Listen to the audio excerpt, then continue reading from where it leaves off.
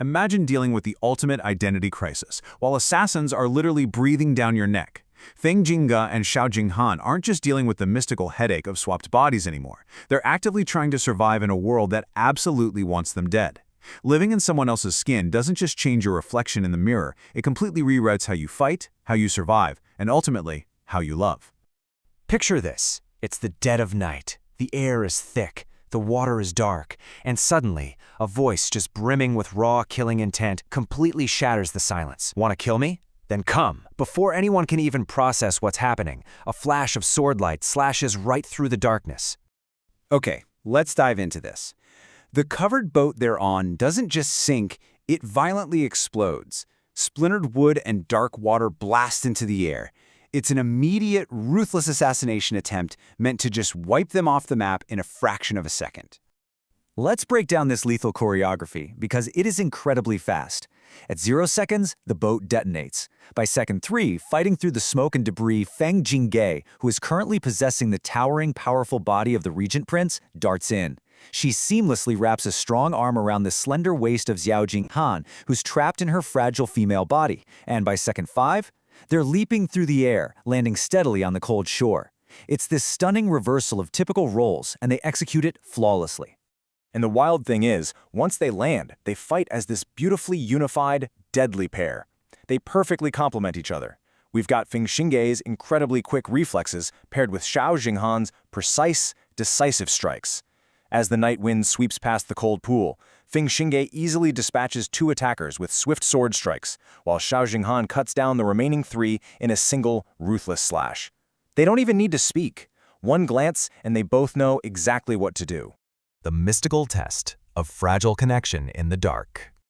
Now you know physical threats are only half the battle here, right? Their desperate search for a cure leads them into a really fragile, highly dangerous experiment. In this dimly lit, flickering room, mystical expert Old Kui and his disciple Su Su are going to try reversing the swap. But you have to wonder, can a simple red string really force 2 souls back into their rightful vessels? Let's see how this builds, because it's an incredibly tense, breathy process. First, Old Kui instructs them to sit side by side and extend their right middle fingers. Second, he meticulously ties one end of the red string to Feng Jingge and the other to Xiao Jinghan.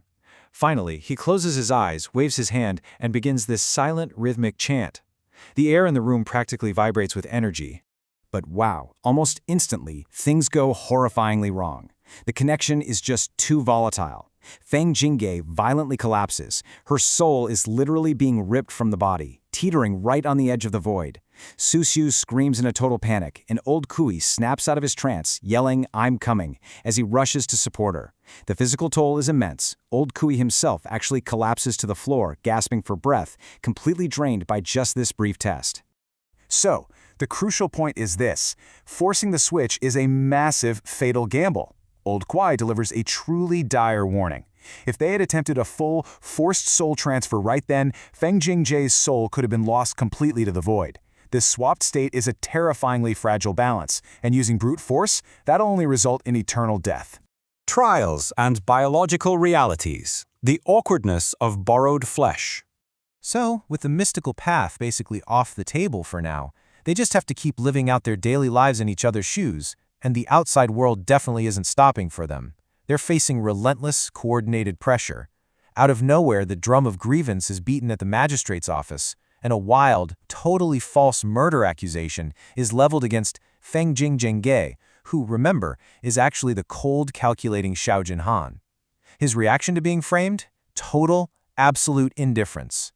They brush off these grave threats with icy precision, because honestly, they've got way bigger, weirder problems to deal with. And things get really complicated. During a hunting expedition, the mind-body disconnect becomes impossible to ignore. Feng Jingge, possessing a female mind, is riding through the woods when the male body she's inhabiting starts experiencing a sudden, uncontrollable biological reaction, a heat and a physical arousal that she doesn't even fully understand at first. And Xiao Jinghan, sitting right nearby in her body, he notices immediately. The sheer panic and deep embarrassment from the traditionally stoic prince is incredible. His ears turn bright red, he quickly turns his back, retreats a few steps, and through gritted teeth issues a frantic command. "Lower your head. It's a hilarious, super awkward contrast between who they truly are on the inside and the physical forms they're forced to manage. But beyond all that awkwardness, there's a really profound, quiet toll taking place. We get a glimpse of this in the silent aftermath of their days. Feng Jingge wakes up to find Xiao Jinghan with deeply bloodshot eyes and dark circles, wearing her fragile body down to the bone. When she asks if he went to rob a grave, he just nods and says he was guarding one. It paints a really stark picture of the secret, exhausting battles he's fighting in the shadows just to keep them both safe. A promise in the shadows.